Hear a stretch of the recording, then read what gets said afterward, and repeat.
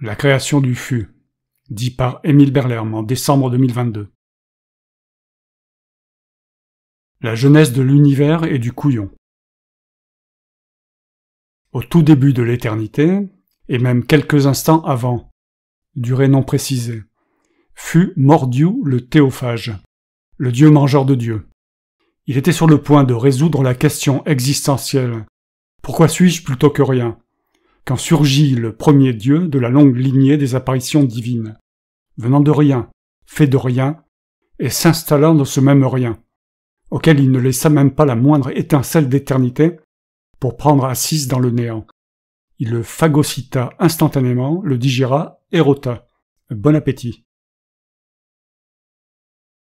Il ne fit que rôter en silence, car l'air n'était pas encore apparu et le son ne se propageait pas, on s'en doute. Que le son fut son premier acte créateur, après avoir entendu que le son manquait à son monde infini. Ce n'est pas pour cela qu'il put entendre le deuxième rot, car il avait oublié de se créer des oreilles. Que l'oreille fut. Ce n'est pas pour cela qu'il entendit son troisième rot, car il n'avait pas encore de cerveau pour interpréter les signaux sonores. Que le cerveau fut. Il fit ainsi quelques bons repas, que la bouche et l'estomac fussent rétroactivement. Surtout quand s'enchaînèrent les quelques 330 millions d'avatars de Vishnu. Commença alors la longue défécation de l'univers, ou dirait cosmique, que le cul fut, que les initiés appellent le destin intestinalement intelligent, ou DII. Nous, humains, appelons ce divin geste la création. Pourquoi ? Parce que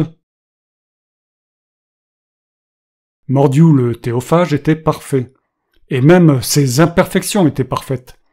Il ne pouvait donc admettre plus grande perfection que lui-même, ni plus vaporeuses imperfections.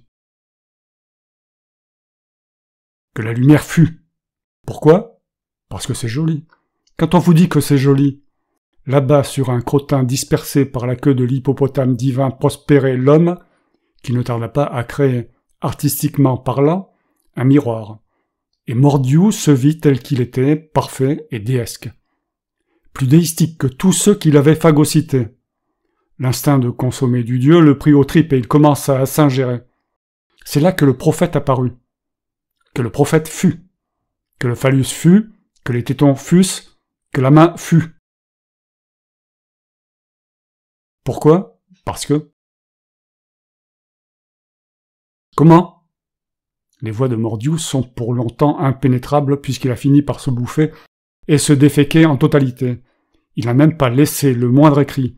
Pas de table de la loi, pas de commandement, pas de livre sacré, pas de verset satanique, ni aucune recommandation à ses créatures intestinales. Juste quelques bouffées de lui-même qui planent encore dans l'univers et qu'il faut savoir intercepter et interpréter. Chose que j'ai découverte par le plus grand des hasards. Moi, son seul prophète, déclaré et adoubé par mes pères. Mordiou le théophage finit donc athée avec extase en exprimant son dernier souffle.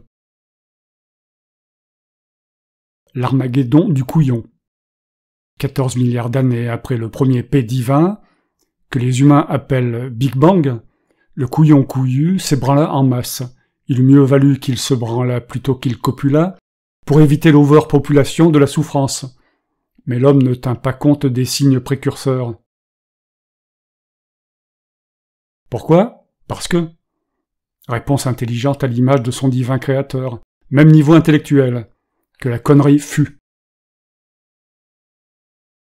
Voici comment je prophétise. Voilà ma recette. Dans un fût de 10 litres en bois de chêne, parfaitement stérilisé. 1 litre de chartreuse verte. Je vous déconseille la jaune pour l'expérience. 10 décilitres de suze citron, fraîchement distillé. 2 litres de rhum paille de 20 ans d'âge, provenance martiniquaise. Une mésange bleue et son araignée rose-vert. 100 grammes de sueur de pavot afghan, saigné sur pied, de vos propres mains. 1 litre de calvados de chez nous, France de gauche. Et n'oubliez pas 100 grammes de thé vert indispensable. Mélangez le tout fermement dans le sens rétrograde. Glissez un crapaud buffle vivant par la bonde. Ne vous inquiétez pas, âmes sensibles et zoophiles, il ne le restera pas longtemps. Obturez, cirez. Laissez vieillir 69 ans. Puis buvez le tout d'un trait. Si vous ne trépassez, vous prophétisez, je vous le garantis. La méthode est la même pour chaque prophétie, la recette variant à peine. Mais ne doutez pas un instant que la vérité sorte de ma bouche, puisque je fus certifié prophète par le théophage lui-même, lors de son unique et ultime télépathie. Que la télépathie fut, que la prière fut, que la croyance fut, que le mensonge fut, que le fut. L'intestin divin avait tout prévu, de l'évolution de la bactérie initiale à l'Armageddon humain qui en était la juste fin. Destinée? Non. Évolution déterminée par les mécanismes de l'horloge universelle induite par le puissant jet anal. Personne n'étant capable de tout prévoir dans les moindres détails, mais tout étant déterminé dans les moindres recoins sans que cela soit prévisible, cela revient au même pour les résultats, mais les couillons ne s'en aperçoivent pas et prennent l'un pour l'autre.